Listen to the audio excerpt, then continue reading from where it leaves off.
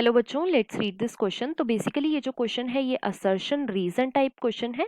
Assertion given is menopause is a senile change which occur in the ovaries at the age of 50 years. At this time, a woman no longer ovulates and therefore moves out of childbearing phase. Right? And reason given is FSH and LH are being produced by anterior lobe of pituitary gland, but ovary doesn't respond to these hormones. अब अगर इस question के मैं की concept की बात करूं तो इस क्वेश्चन का जो की कॉन्सेप्ट है वो है बच्चों menstrual cycle. Let me right it over here. It is menstrual cycle. सबसे पहले तो मेंस्ट्रुअल साइकिल होती क्या है? ये एक टाइप की रिप्रोडक्टिव साइकिल है।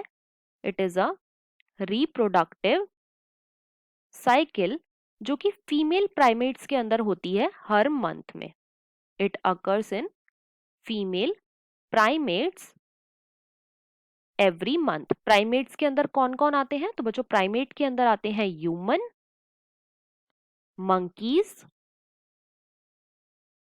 And apps.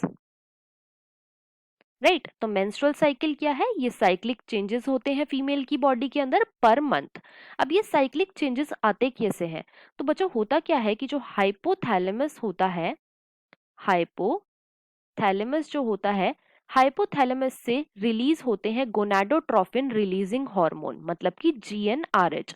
और ये जीएनआरएच क्या करते हैं? ये एक्ट करते हैं पिट्यूटरी के ऊपर, और पिट्यूटरी से ये रिलीज कराते हैं एलएच मतलब कि ल्यूटिनाइजिंग हार्मोन, और एफएसएच मतलब कि फॉलिकल स्टिमुलेटिंग हार्मोन। राइट? अब ये एलएच और एफएसएच क्या करते हैं? ये चले जाते हैं बच्चों ब्लड के अंदर, और ब्लड से फिर ये जाते हैं इन द यूटरस, और यूटरस में ये मेनली एंडोमेट्रियम को, यूटरस की जो इनर लाइनिंग होती है एंडोमेट्रियम, उस पे एक्ट करते हैं और एंडोमेट्रियम के अंदर चेंजेस लेके आते हैं। राइट? तो बेसिकली हर मंथ कुछ हार्मोनल चेंजेस आते हैं जिसकी वजह से मेंस्ट्रुअल साइकिल होती है। So these are the hormonal changes. अब देखो, जो फर्स्ट मेंस्ट्रुएशन होता है, फर्स्ट मेंस्ट्रुएशन मतलब कि जब एक फीमेल को फर्स्ट टाइम मेंस्ट्रुएशन होती है, और मेनली ये जो फर्स्ट मेंस्ट्रुएशन होती है ये होती है 13 इयर्स की एज में। राइट? तो इस फर्स्ट मेंस्ट्रुएशन को हम बोलते हैं menarche. It is known as menarche. Right? और ये जो मेनार्क होती है बच्चों, ये होती है during the 13 years. Right? Mainly इसकी जो एज है वो है 13 इयर्स, जब एक फीमेल को प्यूबर्टी हिट करती है। और जो लास्ट मेंस्ट्रुएशन होती है, लास्ट मेंस्ट्रुएशन मतलब कि इसके बाद फीमेल को कोई भी मेंस्ट्रुअल ब्लीडिंग नहीं होगी, उसे हम बोलते हैं बच्चों मेनोपॉज।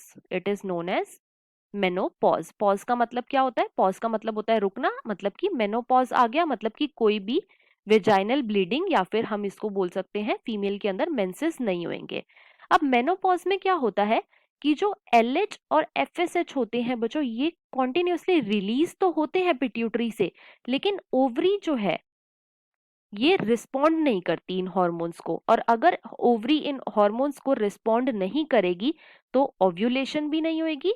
क्यों? क्योंकि हमें पता है कि ओव्यूलेशन के लिए जो हार्मोन रिक्वायर्ड होता है वो होता है मेनली एलएच। तो अगर ओव्यूलेशन नहीं होएगा तो एग भी रिलीज नहीं होएगा, और अगर एग रिलीज नहीं होएगा तो बच्चों वो जो विमेन है वो चाइल्ड भी प्रोड्यूस नहीं कर पाएगी। तो इसीलिए क्वेश्चन में जो हमें असर्शन गिवन है वो भी बिल्कुल ट्रू है कि जो मेनोपॉज होता है ये एक सेनाइल चेंज है जो कि मेनली होता है 50 इयर्स की एज में, और इस टाइम पे जो विमेन होती है वो ओव्यूलेट नहीं कर पाती, जिसकी वजह से वो चाइल्ड बियरिंग फेज से आउट हो जाती है। तो यहाँ पे हमारा असर्शन बिल्कुल ट्रू है। और रीजन में हमें गिवन है कि एफएसएच और एलएच जो है ये प्रोड्यूस तो होते हैं, लेकिन ओवरी जो है ये वो रिस्पॉन्ड नहीं करती। तो रीजन भी बिल्कुल ट्रू है। और रीजन जो है बच्चों ये यहाँ पे करेक्टली एक्सप्लेन कर रहा है असर्शन को। तो इसके अकॉर्डिंग जो हमारा मोस्ट अप्रोप्रिएट ऑप्शन है वो है option number 1, that is both assertion and reason are true, and reason is the correct explanation of assertion. So the final answer of this question is option number 1. I hope you understood it well. Best of luck.